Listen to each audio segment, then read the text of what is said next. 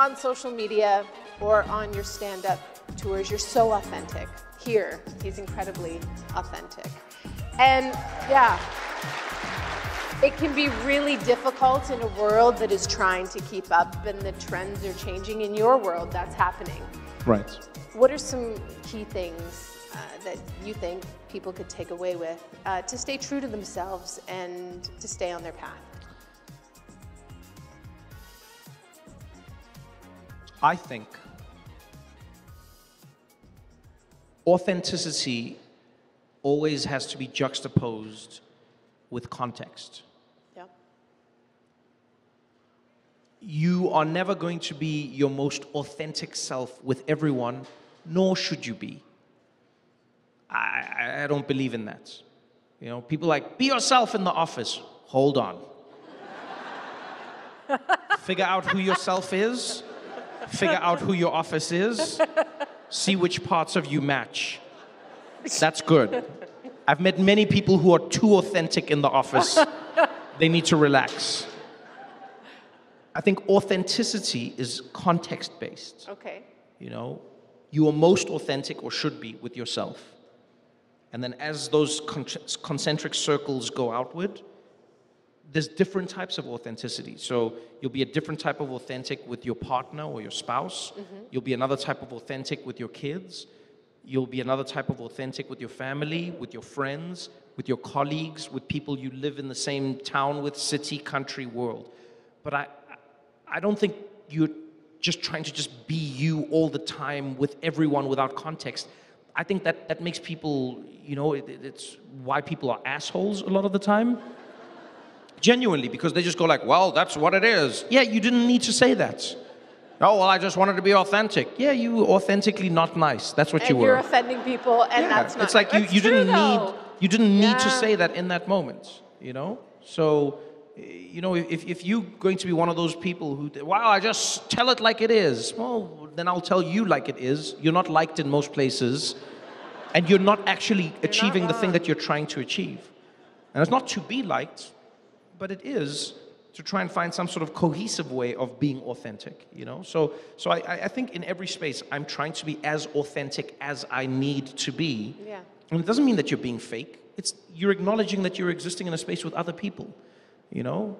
Like, I listen to music the way I listen to it, but when I'm in a different space, I might be cognizant of the fact that somebody's close to me, and so I'll turn the music down to a certain level, or I'll turn it, because I understand that you're here. It doesn't mean that I'm not being authentic. It just means that I'm acknowledging my authenticity might brush up against yours. You know, the way I would drive my car if there was nobody on the road, it's very different to how I drive when the rest of you are there with me. You know, because I acknowledge, I'm like, this is not my authentic driving. I don't drive at like a speed limit. The lines mean nothing to me. Are you kidding me? If I was alone on the road, I would just be I'd go backwards sometimes. But nobody says that, by the way, because it's very cool right now, and you all know this, it's very cool to be your authentic self. But I think you talking about... That's ridiculous. Who says this? But everybody, but nobody says, I think it's the first time, would you agree, in a long time, that someone's like, you need to be aware of your surroundings. Yes. I don't think people say that, Trevor. They don't. You are existing in relation to others. If you're on a desert island, you're stranded, like Tom Hanks, then you can be friends with a volleyball. Do it. Go crazy. Have a good time. Because that is the situation you're in. That is authentic. Yeah. You know, but once you are in a space with other people, it changes. You know, there are cultural norms you have to be aware of, depending on the space you're in, depending on the place you're in. And it doesn't mean don't be authentic. It means find your spaces where you can. And what happens over time, I'm sure you know this, when you work in an office with people, as you get to know them, and that's why I'm saying context is important, as you get to know them, you start to reveal layers of yourself, and they do the same thing. And that is natural. That is what we do as human beings. You know, you don't just start off like that. Have you ever met like a dog that's been rescued? Like if you go to a pound, or you go to any place with a shelter, right? You'll meet an animal. Most of them are shy. Most of them are afraid. Most of them, you can feel this in them. And then you start showing them love. You start caring for them. And all of a sudden, that dog starts jumping on you, and it starts barking, and it starts running around. It's like, yeah, that's the same dog. It's not that it's not authentic. It was authentically afraid, and now it is authentically happy and enjoying the love that you're showing it. Both are true. When people say, be your authentic self, it's like, which part of my authentic self? Sometimes I'm nervous. Sometimes I'm scared. Sometimes I'm grumpy. That is authentically me. So I'm just going to come in the office kicking trash cans. Shut up! That's authentic. I'm having a shitty day. Welcome to Real Trev. No. Deal with your shit at home. Understand that in this space, your authenticity is affecting other people. Yeah. Or if you know the people well in the office and they know you well, then you can connect. So Man, don't overshare with the I'm having a client tough day. yes. It's context. Right. You should have enough EQ to understand the context. How long have you known people? What is your position in relation to them? You know how many bosses I've met who'll be like, yeah, Trevor, I always tell jokes in the office and it goes well. I'm like, no, you're the boss. Relax. How do I bring more humor into the office? You don't, you're the boss. All right? Because when you're a boss, you work in a different context to other people. Yeah. Understand your position in relation to them. Understand that they may be afraid of you. Understand that they don't know if they can voice their true opinion. Understand that. And the context builds over time. Yeah. And I think you have to have a certain amount of emotional intelligence to process that. But that's what living in a society is all about. Absolutely. But try and be yourself in as many places as you can. Try and grow. And I think that's what building a relationship and communicating is all about. But please, save your authentic self for the situations that deserve it.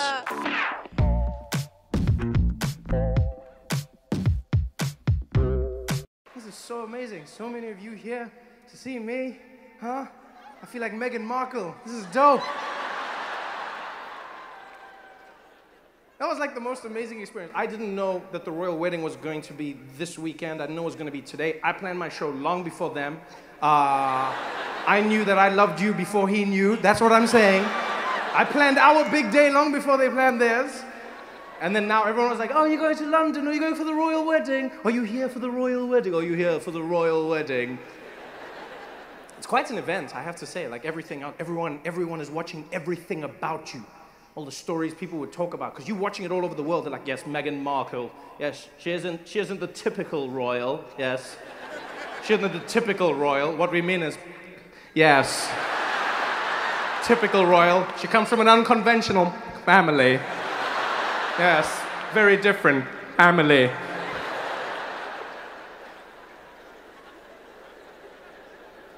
And I was like, yeah, man, she does. She comes from an unconventional family. Just like Harry, same thing. Come on. It's true, same thing. And they look good together. It was beautiful. Everyone was stressed out about it. Meghan Markle's family was in the tabloids, the Daily Mail, trying to destroy their lives. Man, when the Daily Mail comes after you, they do not mess around. They will find that one uncle in your family who's an alcoholic and shits his pants. Meet Trevor's Uncle Bobby. I didn't even know I had an Uncle Bobby. Well, now you do, and he shits his pants. And they'll always find a way to try and link it to you like it's your fault. They'll be like, Meghan Markle's uncle's son, Donnie, didn't pay his bills. She doesn't even know him. Doesn't matter. It shows that her family is unconventional. I'm not gonna lie, I was glad that it was the white side of Meghan families that was, I'm not gonna lie. We could not handle that as black people. That is the last thing we needed. Can you imagine if that was the black side of the family? Really? If Meghan's dad was on TV and he was like, oh no, I'm not coming to their wedding, no. Here we see Meghan's father posing for photo. Ah, you caught me again. Oh no, you have caught me. Black people would have never, because that's the hard thing about being a minority, whether you're black, whether you're whether you're Arabic, whatever it is. Like if you're a minority, if you have a certain skin tone, you know that every action you commit, like taints your whole, your family, taints your everything. White people are individuals. That's white people. That's like the best thing in the world. And that's what white privilege means to me. You're an individual. Let's look at Dave. He is excellent. He's a mass murderer. As Trevor, if I killed half of you tonight, they'd be like, those mixed breeds. I take everyone down with me. So much stress, So I was glad. Like, her mom was there. She was all, fly, looking beautiful as well. The wedding went off without a hitch. And my favorite thing was how the British media talked about how black the event was. And I understand it. Here's the thing. This is like one of those things where I understand, like, they want to talk about it because you're not used to having like a black wedding, right? But so like everyone today, I had like CNN contacted me and they're like, Trevor, would you mind speaking about the wedding and really all the black performers? There was a black cellist and there was a black choir and a black pastor. How do you feel? Black? I don't know how I'm supposed to feel. How do you respond to that question? How do you feel about, I don't know how I feel, it's a wedding. I don't know, what do you want me to say? That's a normal wedding. I wasn't watching that wedding being like, whoa, there's black. So much blackness, another one. It's a wedding. What do you want me to say? It's people. And also, like, I feel like people go too far. Like, that's where you realize that there's not enough like diversity in your world, is if you think that made it a black wedding. Let me tell you something. A black cellist has canceled itself out. If you have a black person playing the cello, it's safe to say that you've canceled out the blackness of that event. That's the safest way to introduce blackness into your family. Daddy, I'm dating a black man. What? He plays the cello. All right, bring him in, bring him in. Even white people think a cello is white. When you walk in with a cello, white people also like, well, what the hell is that, man? It was like, it's a black wedding. It wasn't a black, it was just a wedding. It was a beautiful, beautiful wedding. If it was a real black wedding, it wouldn't have ended. That's a real black wedding. It would never end. If it was a real black wedding, Prince's Nigerian uncle, he would have found like Harry's Nigerian uncle, he would have been in the carriage with them. I'm not paying for this carriage, I'm not riding in it, huh? You want to ride alone, Harry? You want to drive alone? Let me tell you something, huh? Let me tell you something. We are all getting in this carriage, eh? Every single one of us. And if we all get in the carriage, there's space for everybody. Don't be like that, Harry, huh? This is your family's day. This is not just your day, huh? When you were a little boy, who was there for you, huh? Who was there? That I was here, eh? I was there. Uncle Adebayo was there for you, Harry. Don't be like that, huh? Don't be like that. Huh? Where do you think you got your bow spot from, huh? Where do you think you got that from?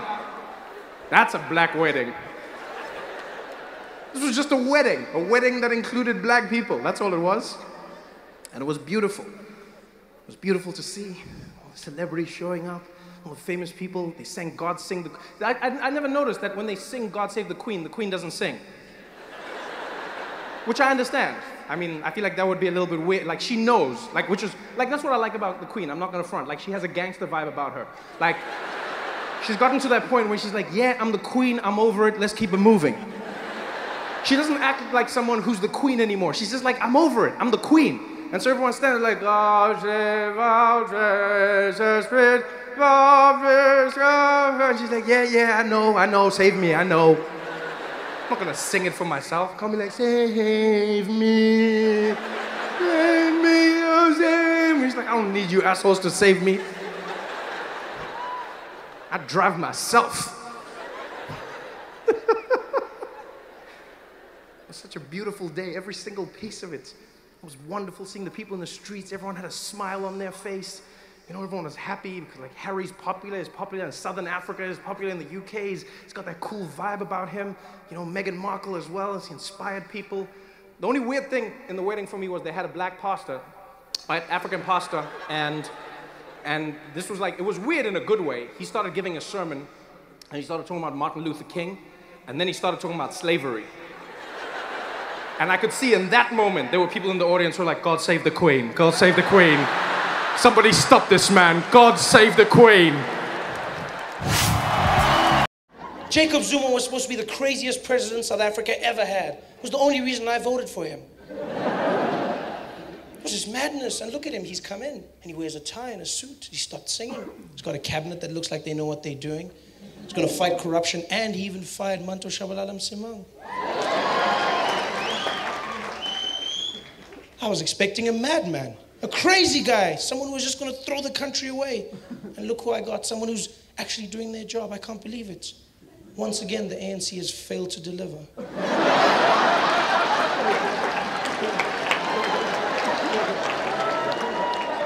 I wanted Jacob to be wild. I pictured this guy walking into Parliament 4 hours late, not even wearing a shirt, you know, his tummy hanging out, walking in there wearing a little plastic crown, busy singing to himself.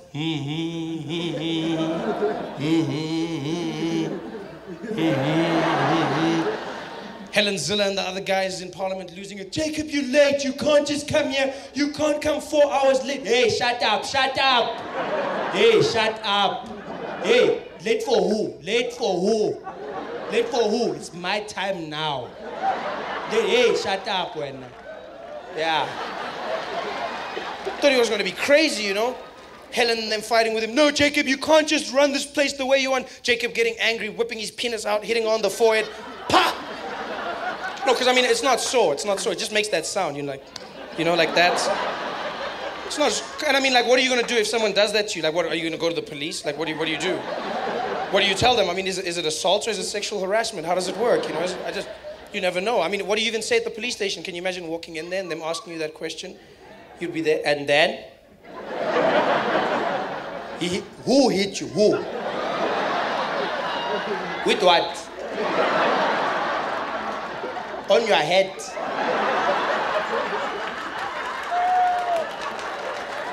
Just tell this guy, tell him what happened.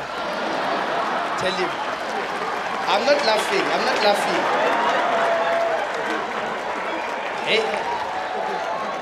Yeah.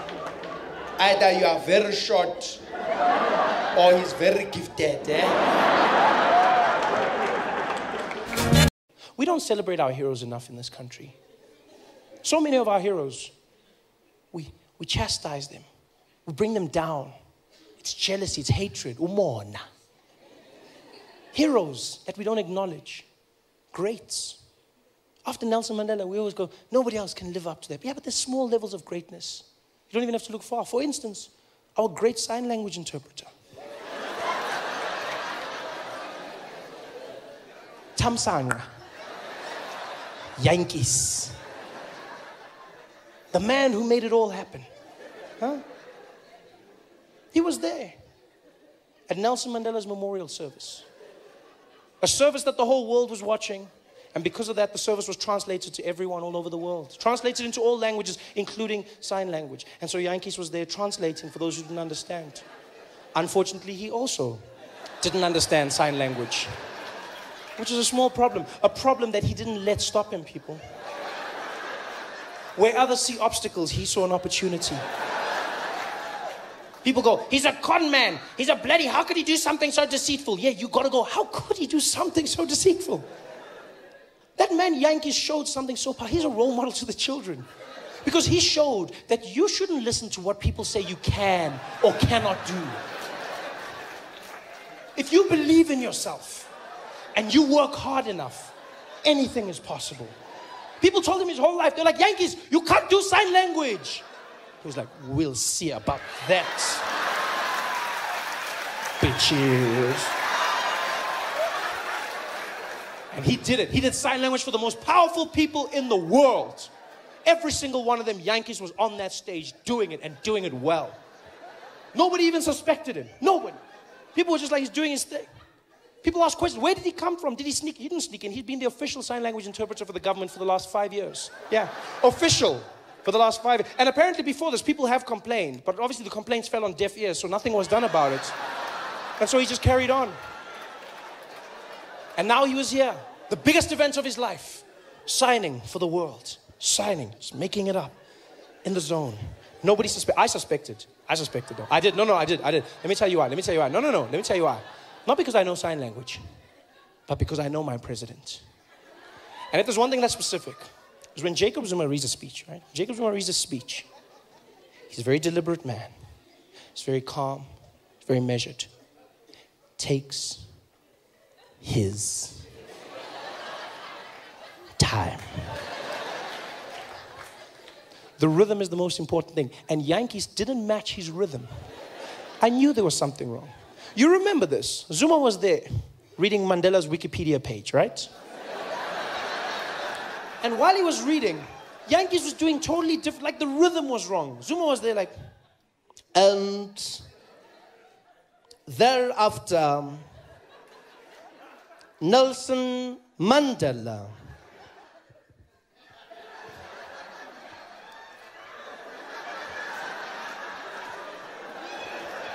went to Robben Island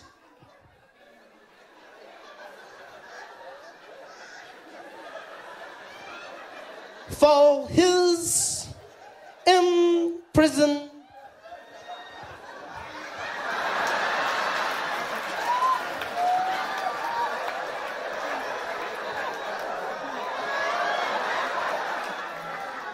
Term and to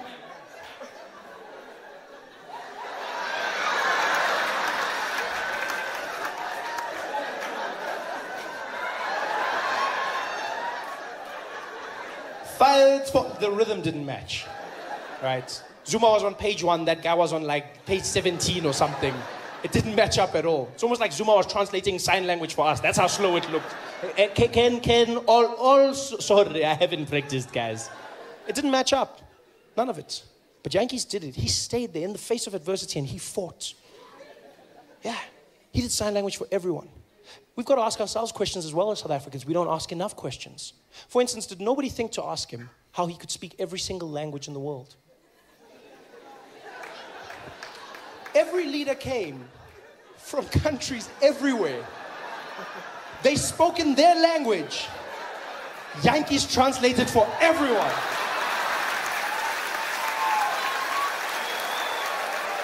Did nobody stop to ask? Even for a second, the president of Brazil is standing up there. Nelson Mandela está no pai. Monarchy de você, de casa, de gosto muito, pelado que estava pesado. Nós não, Yankees was there.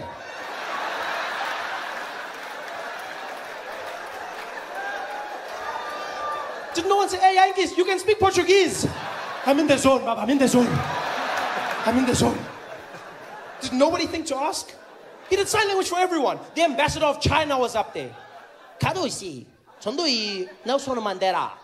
다고 입시fu, 다도 신주의 공부로 빠도시. Yankees was there on the side.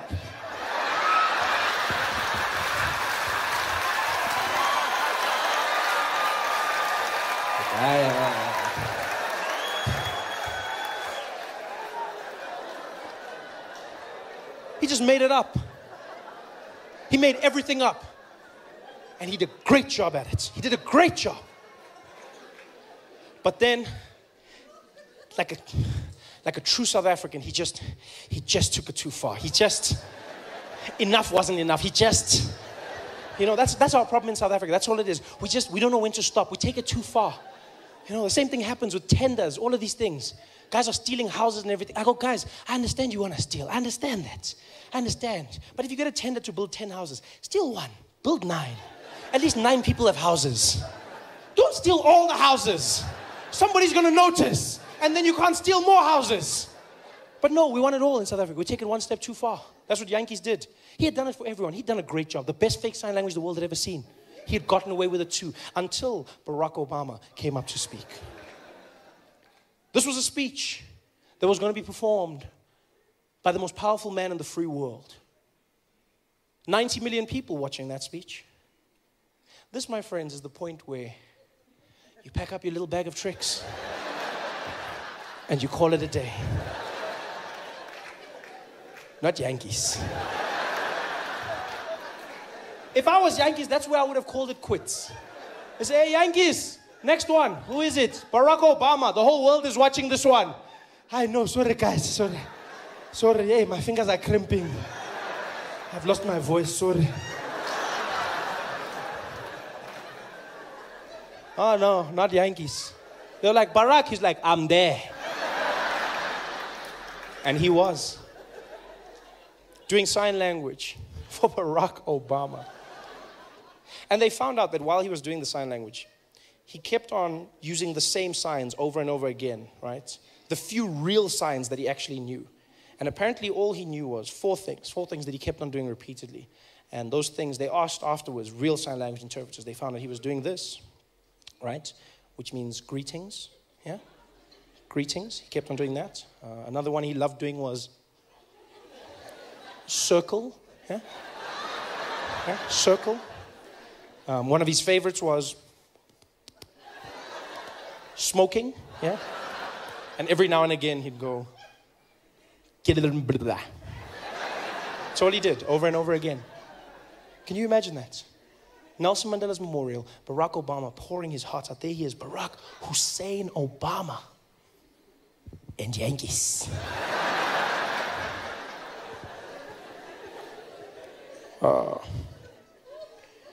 As Americans, Nelson Mandela's a man that showed that through peace, you could free not only the prisoner, but also the guard.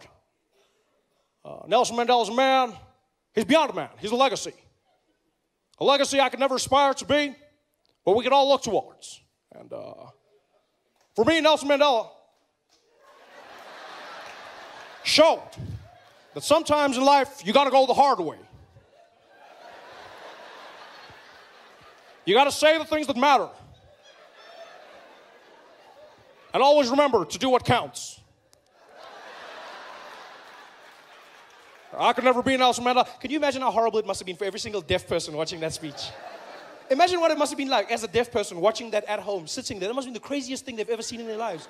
Deaf people just watching going, hello? Hello? What? Why is he talking about smoking? Why is he talking about smoking? Talk about Nelson Mandela. I'm talking about, talk about Nelson Mandela. What's wrong? Why is he talking about, what? Hello? Why did he? This is the worst speech ever. There's something wrong with this guy. Barack has a smoking problem. What the hell? Talk about Mandela. This guy, what's wrong with him? This is the worst speech. I can't listen anymore. This is horrible. This is horrible. Tell me when it's finished. I can't do this, man.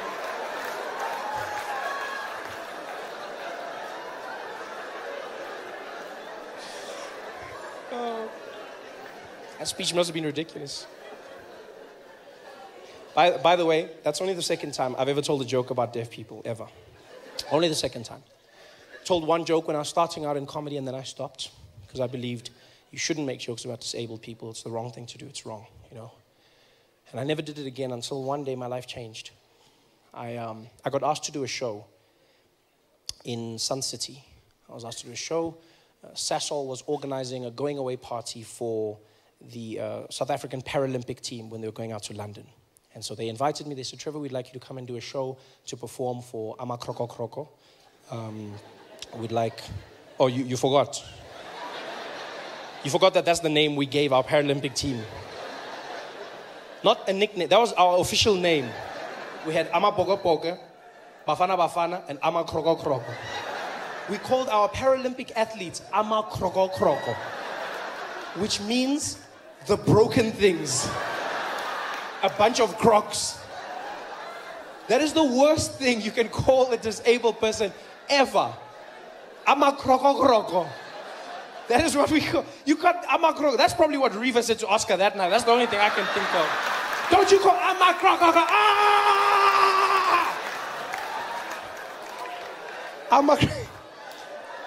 So anyway, I was doing a show for Amar Krokok, all right? And because I'm there, I did no jokes about disabled people or anything that could be seen as offensive. I did nothing like that. And after the show, I was meeting some of the guys. Everything went well. And one of the athletes came up to me, and I'll never forget this till the day I die. He came up to me, and he was partially deaf. And he introduced himself, and he was a fan, a great fan. And he was like, hey, Trevor. Hey, man, how are you? I said, hey, how you doing, buddy? How are you? Good to meet you. Good. He said, yeah, man, great to meet you. Great to meet you. I'm a big fan. I said, oh, thank you. Thank you very much. Thank you. He said, yeah, dude, I love your stuff. You know what? You should have subtitles because, you know, sometimes I don't get it because I'm partially deaf. I was like, oh, I didn't even notice. Yeah, it's cool. Yeah, I didn't even know. I just thought you had an accent. That's cool, man. That's nice to meet you. He said, yeah, that's cool, man. I didn't have a question if you don't mind. I said, yeah, go ahead. He said, how come you never tell jokes about deaf people? So I'm sorry, what? I don't tell jokes about deaf people. He said, yeah, how come you never tell jokes about deaf people?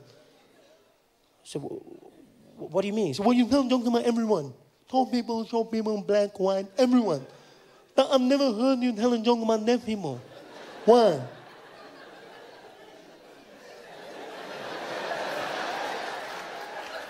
So you've never heard me tell a joke about deaf people. Yeah. No, man, not like that, you stupid. No, man, you're an idiot. I said, no, dude, I don't know. I don't make jokes about deaf people. He said, yeah, why not? I was like, because I can't do. I shouldn't make jokes about deaf people, because if I did that, then deaf people would be hurt and they would be offended. Why would we be hurt? It's not like we don't know we're deaf. So I never thought, I thought I was protecting you. Protecting us from what? From laughing. We also want jokes. We're deaf. Yeah, we know we're different, but we still want the same things.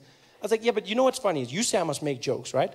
But even if you're cool with it, you know who will complain? People who can hear. Yeah, they'll complain on your behalf because that's what people do. They get offended for other people. They'll be the ones going, oh, Trevor Noah's an asshole. He made jokes about deaf people. Like, so? Why do you care? I said, because it hurts. It hurts. He's like, dude, you're a comedian. Suck it up. It's easy for you. No, dude, just make the joke. If the jokes are funny, people will laugh and then we move on. I was like, yeah, you know what? You say that. But then what do I do if they complain? He's like, dude, if they complain, then complain. Okay, you know what? Go do the joke. Go do the joke. And then, if they complain, not do what I do. I was like, what do you mean? He's like, just don't listen. Hey guys, thanks for watching. Make sure to subscribe to my channel so you can win cool prizes. And by prizes, I mean surprise. There's no prizes. It's a free YouTube video, you greedy. Just click the video, man. Why you want free things on free things? Do you guys have any questions or anything? You do? What took me so long to get to Baltimore? The traffic. No, I'm joking. I'm joking. Because the show was postponed. Yeah, so we had some knock-on postponements because I think one was COVID. Was it what? Was it Chris Rock? I like you. What's happening? Like, bring me into your world. Wait. Tell me more. Tell me more. The week I was supposed to perform in March.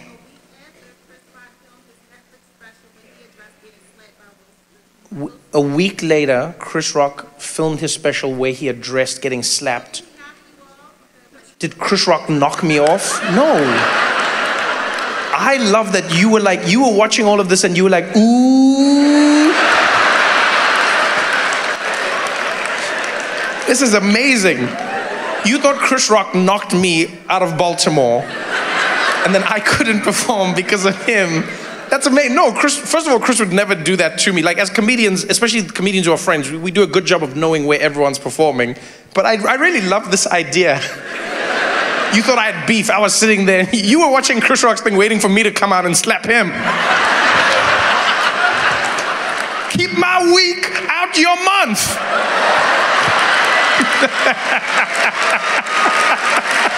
So, okay, so you from here, and I'm assuming you as well. Who drove in? It's amazing to hear the difference in pitch. When I said, who's from Baltimore, I was like, woo. And then who drove in, you're like, woo. We get to leave. You had a very different tone and pitch. No, I've had a good time. I've had a good time, you know. The aquarium was fun, you know. Yeah. The aquarium's beautiful. Took like a walk. There's a lot of history out here as well. Like everywhere you go, you're like, damn, that happened here? That person's from here? This thing, you're like, wow. It's pretty impressive, you know? A lot of it historical, but still, you know? You know, it is pretty impressive. First black governor? Congratulations. Wait, are you the first black governor or you? No, I don't know. You could have just been telling me that, I'm first black governor. I don't know. I don't know.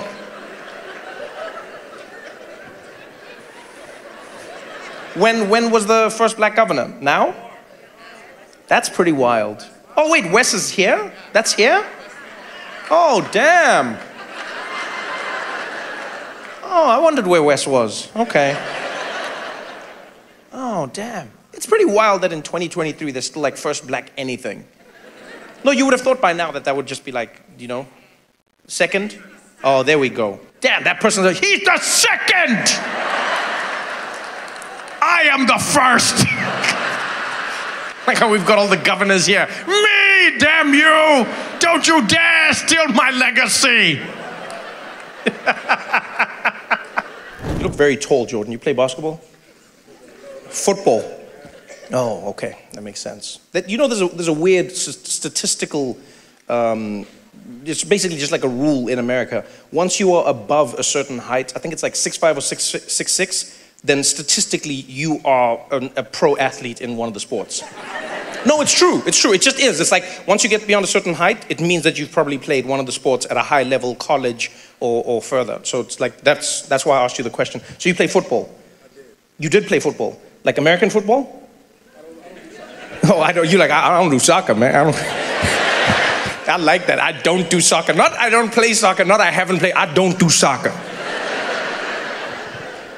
I loved watching football as a kid growing up. And we never had American football in South Africa, right? But we would see it in movies, and we never knew what was happening. Like it was amazing, because we'd like watch it on TV, like, and we wouldn't see the full games. There would just be moments, and sometimes in movies, and then we would try and do it ourselves, because we loved American culture. And then we would just like stand there together as kids, and we're like, you can be, you can be, yep, yep, yep, yep, yep.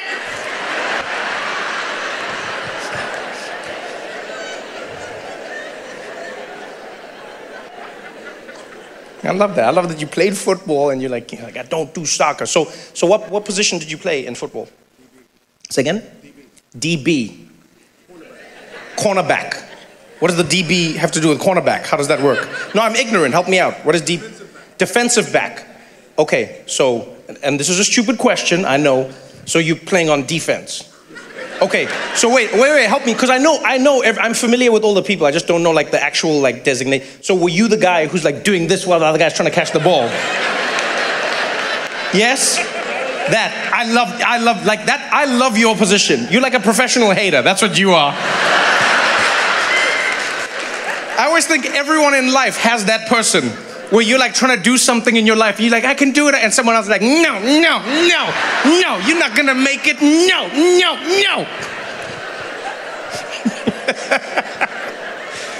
It's such a fun position. I actually think that's the best position, because if you're catching, it's stressful, you gotta catch the ball, you gotta do the whole thing with your tippy toes every time you get it. That's my favorite moment in football. Like, it's my favorite moment, because football has the most range of any sport I've ever seen, right? It's like in the beginning, it's like, hot, yeah, boom, bah. But then when they catch the ball, it's always like, ah. I love that. It's adorable. It's such a beautiful range. It's like a little tippy toe thing at the end. But your job is fun. Because your job, you don't have to like catch the thing. You just have to run really fast and then just like get the guy. I like that. Were you good? Yeah? I like that. Jordan's like, of course. Of course I was. Oh, that's a dope sport, man. It's really exciting. It's crazy and scary, but it's fun. It's fun. And so you're done now in life. Not in life like that. No. Don't be like that. What I mean is like, no more football. No more. Okay. So I see you here with a lovely lady. Who is this, Jordan? Michelle? I like how you're not like, you don't give her a designation. No, and not in a bad way. Not in a bad way. Watch out for your phone. I like that. I'm like, who is this? And you're like, Michelle. Most people would say, this is my girlfriend, this is my wife. You're like, no, this is Michelle. And I'm Jordan. Your girlfriend. Okay, I wasn't trying to pressure you at all. I wasn't trying to pressure you. How are you, Michelle? You doing well? How did you two meet? Hinge? Oh, look at you. Oh, congratulations. That's a beautiful matchup. What did you like about his profile, Michelle? Say again? His height? Wow. You know what I love? I love how like women can just like say something like that and just carry on with their day. Cause like, let's be honest, if like I asked Jordan, if it's like, what do you like? He was like, her boobs. People would be like, no, hey, boo. Come on, man. Say something else. And you were like, he was tall. I'm picturing you before that moment, Michelle. You were just spending the day in the house, walking around. There were a few things you wanted hung up. You got on Hinge, and you're like, yep, that's him. That's him. You had flashbacks to your future, all those items in the supermarket you could never buy before.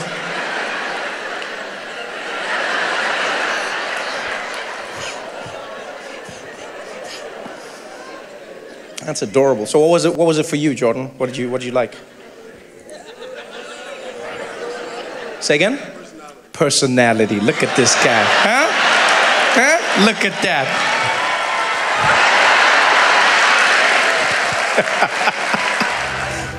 When you think about colonization, it is the strangest thing you can think about. Because conquering is one thing. You go to another country, you take what's theirs. You want more. You take the land, you take the resources, you kill the people. That I understand. But colonization, I don't condone, I understand. But colonization is strange because you go there and you don't just take over. You then force the people to become you. That is such a strange concept. When you think about where the British did it, I mean, they did it in Africa, they did it in Asia, and think about in India. Those cultures could not be more diametrically opposed. And out of nowhere, the British just decided to roll up. Imagine what the Indians must have felt like on that day. Minding your own business, walking through a field. Next thing you know, the British showed up on horseback.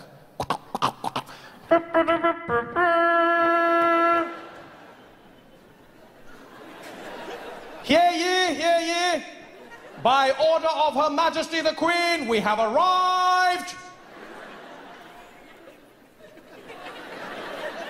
You over there, what is the name of this land? This land over here? This is called India.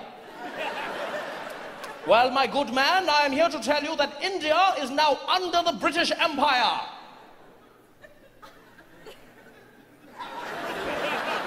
And I'm glad that I can tell you that India is exactly where it was yesterday.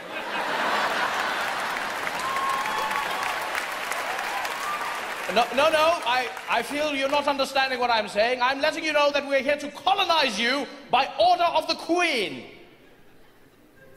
Who is the Queen? The Queen.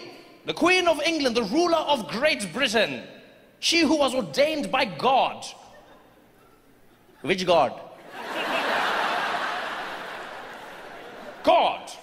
The one true God. There are many gods, my friend. What is the name of your God? There is only one God, and his name is God, and you too shall worship him. You want me to worship a God, but you don't want to tell me his name? What are you talking about? There are many gods, okay? There is Shiva, there is Lakshmi, there is Hare Krishna, there are many gods. What is the name of your God? His name is God. You don't know the name of your God? It's just God. Is it like mommy or daddy? You want me to worship your God, but you don't want me to tell me his name, huh? How am I going to pray to him? What do I do? Every morning I go to wake up and I pray like, oh, dear God, I was hoping that maybe God, you could help me. No, sorry, not you, other God. No, other God. No, not wrong God. No, God, I was trying to talk to other. No, you're right. I should have asked for her first name. No, God. No, other God, please.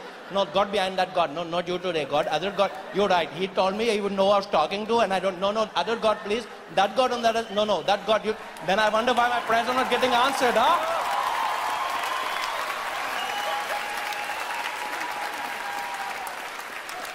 How dare you speak to me like that?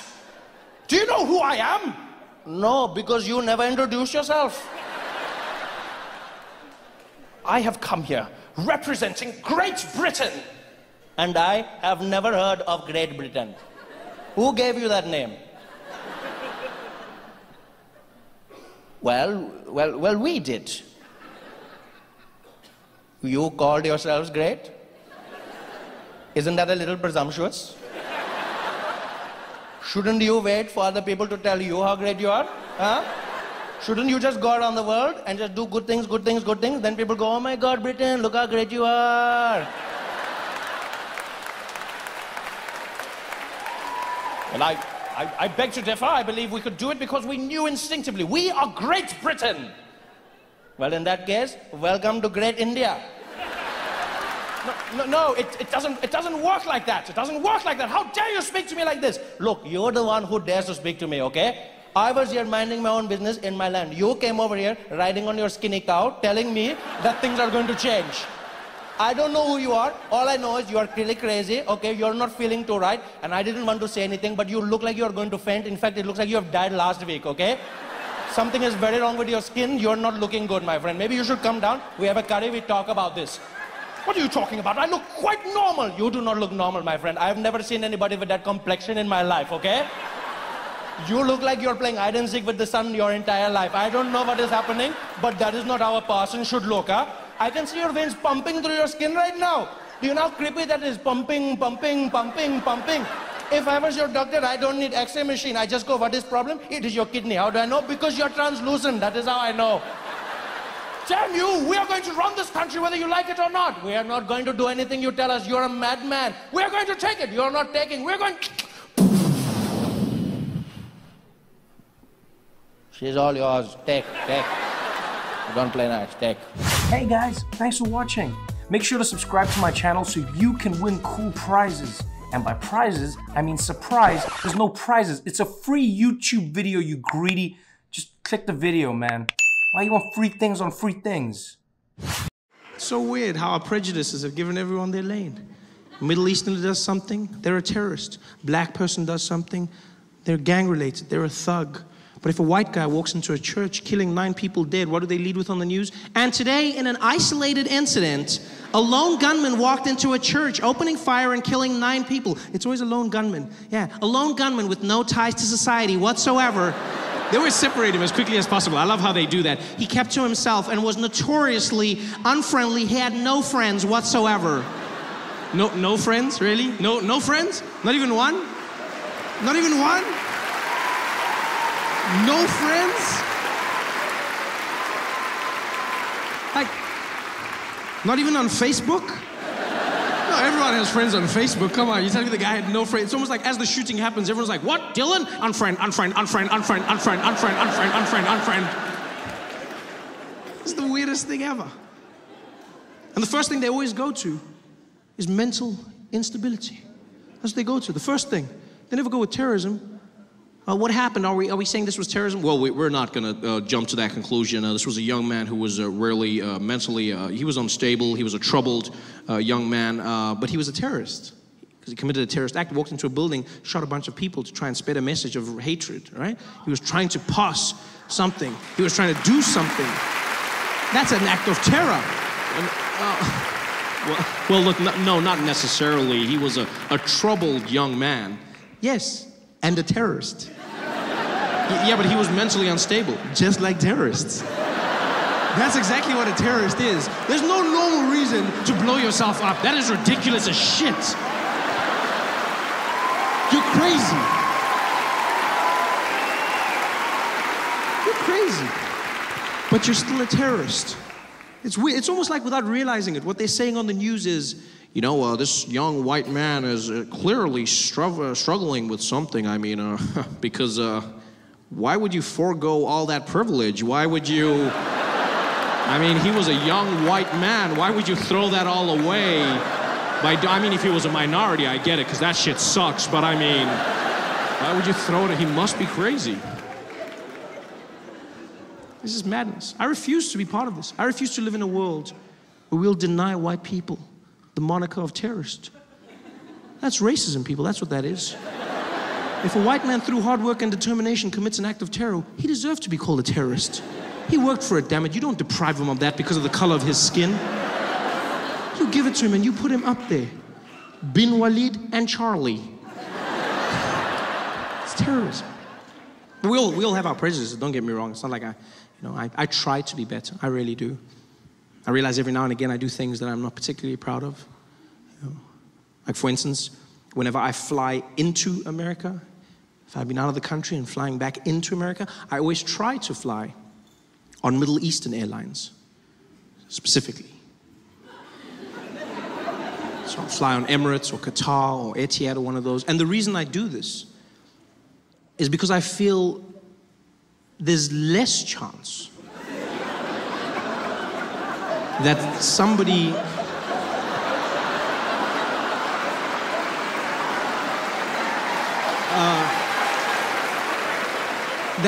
and this may sound a little bit racist, you have every right to be offended, you really.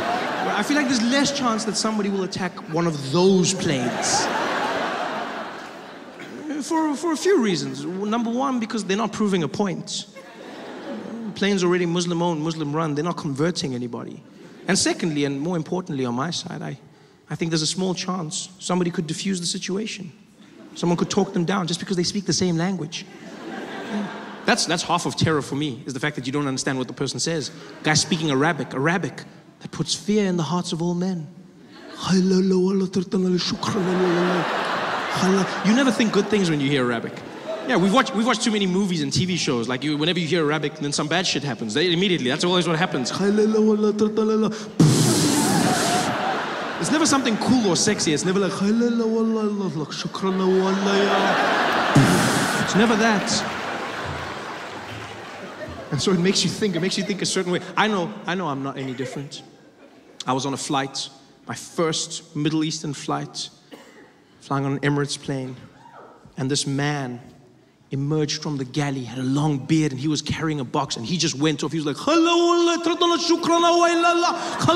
and I was like,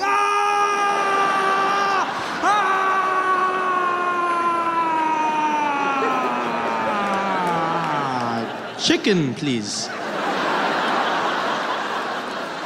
Chicken. Sorry,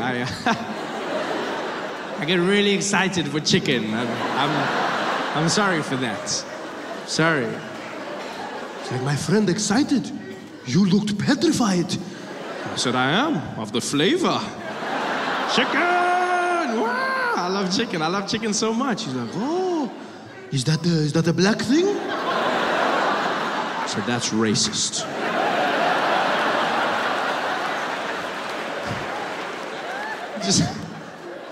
There's a little thing that makes me think there's a chance that if someone understands the language, they may be able to talk the guy down. There could be a terrorist on the plane, a guy with a suicide vest, will be flying 40,000 feet in the sky. A man jumps off, losing his head. There he is. And just maybe, some guy will be opposite him, like, hey, what are you doing? I'm going to blow up this plane to show everybody that Allah is great. Yeah, but we know this. Everybody here knows this. So what are you doing? I wanted to show all of you the power of... What are you showing us if we already know, huh? What are you showing us? Are you saying we are not good Muslims? Is that what you are saying? Huh? Are you saying we do not know the power of Allah? Is that what you are saying? You are saying we are bad Muslims? What are you saying? No, my friend, please, I was not trying to offend you. I was just trying to kill you. Listen to what I wanted to show you. What are you showing me, huh? Are you saying I do not pray? Is that what you are saying? You are better Muslim than me? You think I'm not good Muslim just because I'm watching Cloudy with a chance of meatballs? Is that what you think? Huh? What are you saying? No, I'm not saying that. I wanted to... What are you showing? You show nothing. You make us look bad. Why don't you preach? Why don't you talk to people, huh? This is not Islam. What are you doing with your stupid vest? Blah, blah, blah, blah, blah, blah. You make us all look bad. No, I was not... No, you're not trying nothing. No, you even got your vest backwards. You don't even know what you're doing here. Sorry, it's my first time. I never done this before. Yeah, story. Sit down, shut up, eat something. I don't know if I can... No, it's all halal. You can eat it. Don't worry. You can eat it. You can eat it. All of you. Yalla. Stupid. This is a chance that could happen. There's a small chance that could happen. And that's why I do it. Hey guys, thanks for watching. Make sure to subscribe to my channel so you can win cool prizes. And by prizes, I mean surprise. There's no prizes. It's a free YouTube video, you greedy. Just Click the video, man. Why you want free things on free things? You know one of the biggest things we don't appreciate in South Africa, I've learned to appreciate it since I moved to the US, is what a civil relationship we have with our police. Huh? We can fight with our police when they stop us, with not one thought in your head of losing your life. That's a luxury in America. I didn't even think about that. I just moved to the US to start working on The Daily Show. And one day I was driving and I got pulled over by a policeman, right? And I get pulled over by this policeman. And being pulled over by the police in America is a stressful experience because they make it a game show where you've got to try and figure out what's going on. In South Africa, it's simple, straight to the point. You get pulled over, the Metro Police comes there, he tells you, my friend, you were speeding. License, letter, license, plus no seatbelt, license. Then immediately you're in the game. Oh, come on, man, come on. Hey, don't come on, nothing here. Seatbelt, letter license. Busy driving here, shoemaker, yeah? Yeah. Now you're in the game. You know, it's time to talk. It's time to work things out. In America, they don't play that game. Policeman walked up to my window. I was sitting in the car. Got up there. Good afternoon, sir. Good afternoon. Sir, do you know why I pulled you over? Shouldn't you know why? Why are you asking me? No, I don't know. Sorry, what did you say? I said, I don't know why you pulled me over. I pulled you over, sir, because you were speeding. Oh, okay, I didn't know. Do you know how fast you were going, sir? Did you not check your notes before you came? I feel like this is part of your, now I'm doing your job and my job at the same time. Sir, are you giving me attitude? No, I'm not giving you attitude. I'm just saying you can't ask me why you stopped me and then ask me how fast I was going. Next thing you're gonna ask me to write my own tickets. Sir, are you giving me attitude? You're gonna get out of this car right now, sir. Are you giving me attitude? And I was just talking to the guy because I was like, look, man, you can't say, here's the craziest thing the cop said to me. He looked at me and he's like, sir, I'll tell you something. You were going 100 miles an hour. And I was like, 100 miles an hour? I was like, how did you know that? Where's your, can I see the thing? He's like, what are you talking about? I was like, show me your gun. And he's like, I got, no, whoa, not that one, whoa. I want to see the laser gun. Show me the speed. He's like, I don't need that, sir. I estimated that you were going 100 miles. I was like, estimated? What does 100 look like? Can't just estimate 100. So he's just gonna look, he's like, I can do that, okay? I can look and estimate. I'm like, dude, that's a dangerous thing to do. So you just look and then you go, that guy's going 100. You can't just estimate. Imagine if I just do that with you where I'm like, estimate, standard 7, pelele. Yeah? You can't just do that. I'm sorry, sir, what did you just say to me? I didn't say any, look, I'm just saying that it's not fair for you to, like, it's a weird experience with police over there. And my friend was in the passenger seat. He was shitting himself the whole time. He was just like, yo, dude, shut up. Yo, dude, shut up. Shut up, Trevor. Shut up, Trevor. You're going to get us killed. Shut up, Trevor. I was like, what do you mean get us killed for what? Why are we getting killed now? He's like, shut up, Trevor. Shut up, Trevor. I take that for granted because in America, you could get shot. You know, and you read stories and you see stories of black Americans getting shot, and that is true. They get shot at a disproportional rate. But white Americans also get shot by the police all the time. White police in America, police in general in America, are trigger happy. They don't play games. It's all racism. It's just police as a whole. Shoot first, ask questions later. There they are. You! Freeze! Did I get that order right? We take for granted the relationship we have here. In America, you read stories of people getting shot because they pulled out their wallets. In South Africa, you'll get shot because you didn't pull out your wallets. We're always talking. That's my favorite thing about South African police, is that you feel like you're part of what's happening. Pull over, the cop comes there. How are you, sir? I'm fine, how are you? Yeah, I'm fine, yeah? I don't know if you saw here. Let me just show you. Can you see here? Check the numbers. Check the numbers. See that one there? Top score. Yeah? See there? Top score, yeah? See that number there, yeah? Yeah. What does that number say? Then you're like, it says 160. Yeah? If it was Pac-Man, you have an extra life now, eh? Yeah? 160. So, what are we doing now? Malume. Yeah, what are we doing now? Malume. Hey, yeah, I know, my man, I know. They feel your pain. We're in this together. I almost feel like we need to send South African police. We need to send South African police to America, just so that Americans can learn what it's like to have a functional police force that's not always threatening to end your life. You know? A police force where you can communicate, where you can air your differences without fear of mortal retribution. Wouldn't that be great to have Americans in sticky situations? There they are at a standoff. The police pull up. Woo! Woo! All right, we're gonna hand you over. We've got a Sergeant Matabula here. He's a specialist from South Africa. We're gonna hand you over. Hello. Hello, sir. How are you? Man, I ain't coming out. Yeah. I'm greeting you. I said, how are you? Don't just shout here. We are talking. How are you? I'm fine, man. Thank you very much for asking. How are you? I'm doing good. Thank you very much. Okay, what's going on here, my brother? Look, man, that shit y'all trying to pin on me, it ain't true, man. I'm innocent. Okay. So just come out and we can talk. Nah, man, I know how this shit goes down. Y'all gonna kill me or I'm gonna spend the rest of my life in jail. That's not true. That's not true. Just come out, we can talk. I know what y'all gonna do, man. I got two options. I'm gonna die or I'm gonna spend my life in jail. There's another option. It involves a cold drink.